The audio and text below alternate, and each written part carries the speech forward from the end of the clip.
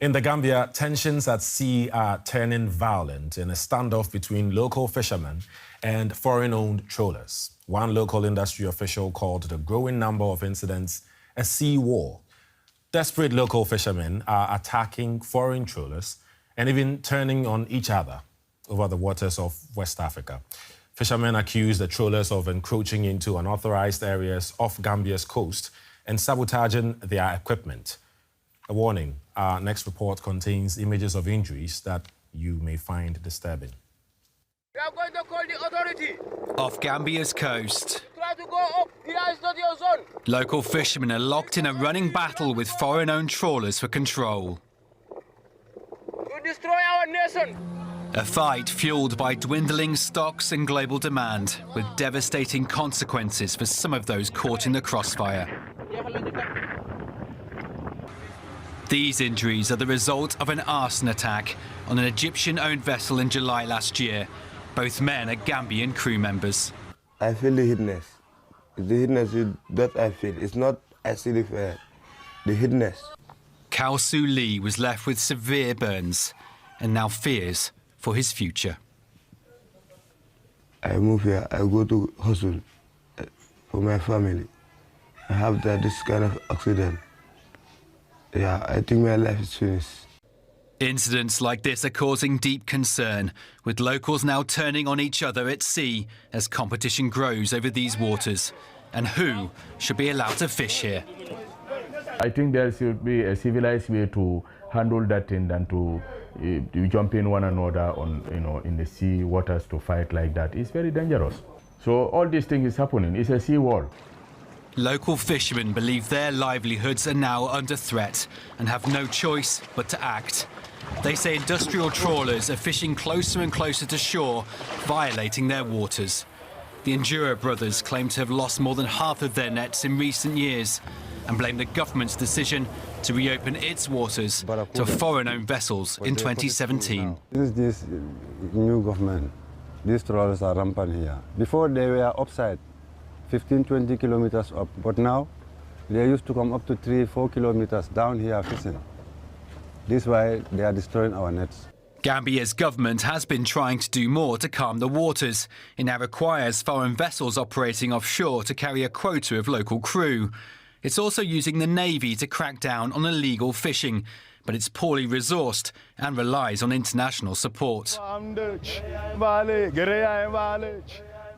Local fishermen say the government must do more to protect their rights and their futures, as this fight over Gambia's waters threatens to pull their communities apart. Reason. I like it because for me, I see it as an indictment. Indictment in the sense that for 50 years, we have been so-called independent, but we have still not learned how to make use of our resources for our development. That is the indictment. It's like you have petrol, you know you have petrol, but because you say you have no capacity, you turn yourself into a beggar to do what you could have done without being a beggar.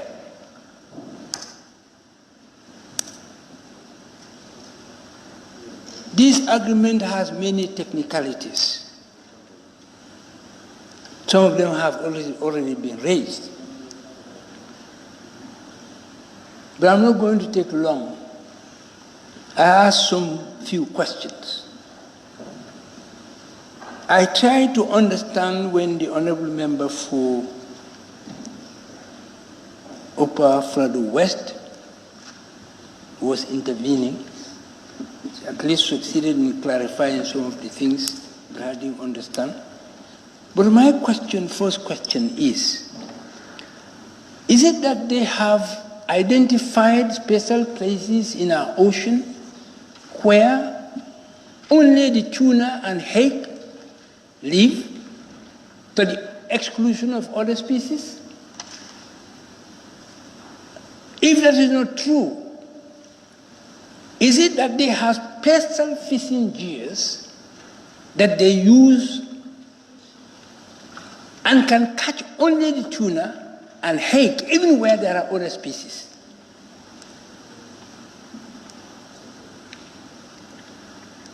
I want that to be made clear to me, because if that is not true, and they don't have such special instruments, it means when they catch, they are likely to catch other species other than the tuna and the hake.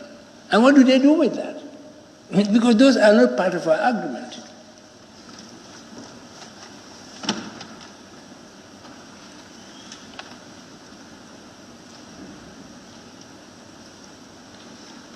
I want that also to be made clear. And the other question is, what is the area, the dimension of the area in which this fishing is going to be practiced by the 41 vessels?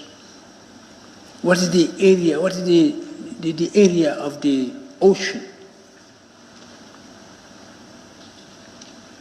Are all these vessels going to be practicing at the same time or what?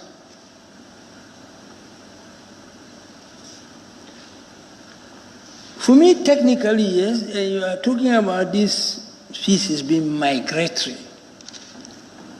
And that is why they have agreements with all those countries you have mentioned. Because they are not in all these countries at the same time. There are specific times they are in one place and they go for them there.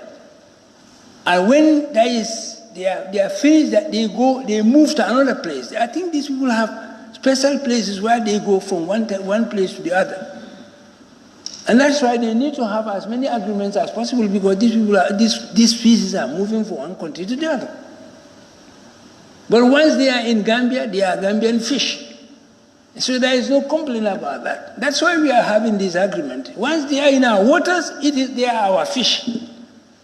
When they move out of our waters into another water, they are no longer our fish.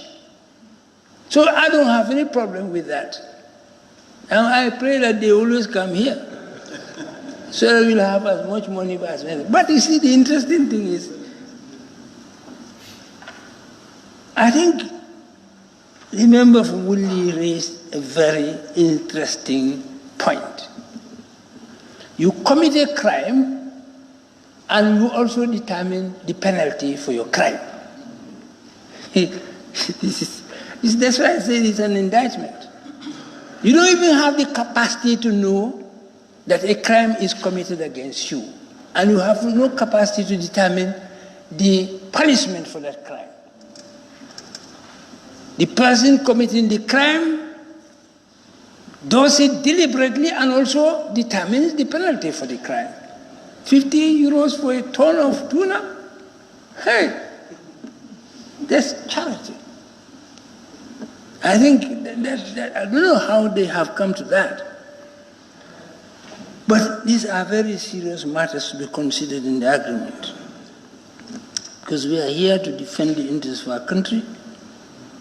I know European Union has been after the Gambia for this agreement for more than 20 years. Since the first republic, madam, they have been seeking to have this agreement with the Gambia. Since the first republic. I don't know how, they never succeeded with the first republic, but they are now succeeding with us. I think we have to look at this very critically.